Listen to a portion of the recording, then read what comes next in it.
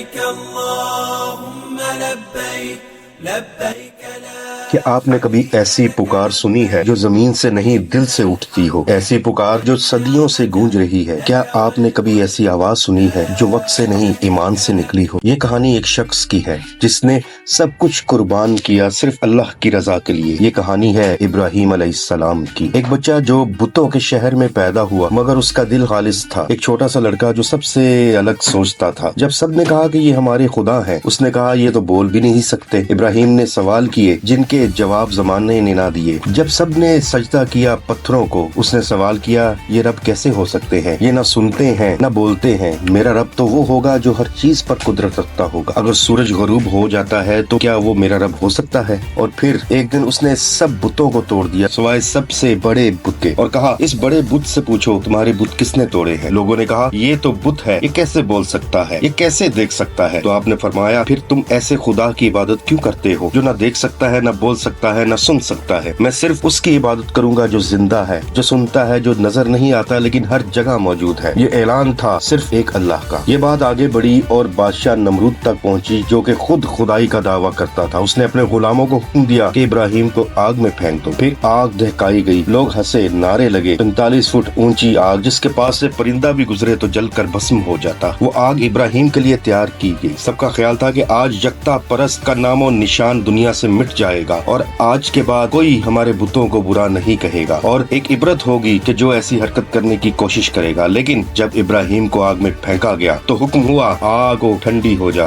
سلامتی والی ہو جا۔ اللہ نے ابراہیم کی دعا قبول کی اور بیٹے کی صورت میں رحمت ملی، حضرت اسماعیل علیہ السلام۔ مگر امتحان ختم نہیں ہوا تھا۔ ایک دن اللہ کا حکم آیا کہ بیٹے اور بیوی کو ایک سنسان وادی میں چھوڑ دو، کوئی سوال نہیں، کوئی بحث نہیں، صرف اطاعت۔ اس میں کیا راز تھا جاننے کے لیے دیکھیے یہ دلچسپ واقعہ، اور ساتھ میں کریں اس ویڈیو کو شیئر، اور اس دلچسپ ویڈیو کے لیے چینل کو کریں سبسکرائب، اور ساتھ میں دیے ہوئے بیل آئیکن کو بھی پریس کیجئے، کیونکہ اس چینل پر ہم لاتے ہیں اسلامی واقعات، کہانیاں، بچوں کی کہانیاں، سبق آموز کہانیاں، معلوماتی ویڈیوز، کارٹون اینیمیشن کے ساتھ۔ ابھی اس چینل کو سبسکرائب کریں۔ ہاجرہ اور اسماعیل تنہا، پانی ختم ہو گیا، ماں پہاڑوں کے درمیان دوڑنے لگی، صفا سے مروہ اور مروہ سے صفا 7 بار زمزم کا پانی نکلتا ہے، اور پھر اللہ نے ایک اور معجزہ عطا کیا، زمین سے چشمہ پھوٹا زمزم۔ اس کے بعد ایک رات حضرت ابراہیم علیہ السلام نے خواب دیکھا کہ وہ اپنے بیٹے کو قربان کر رہے ہیں۔ آپ نے اپنے بیٹے سے کہا بیٹا میں نے خواب میں دیکھا ہے کہ میں تمہیں اللہ کے لیے قربان کر رہا ہوں، تمہاری کیا رائے ہے؟ اسماعیل جو کہ ابراہیم کے ہی بیٹے تھے بڑی عاجزی سے بولے ابا جان جو حکم دیا گیا ہے وہ کیجیے، آپ مجھے صابر پائیں گے انشاءاللہ۔ پھر چھری چلنے لگی لیکن چھری نہیں چلی۔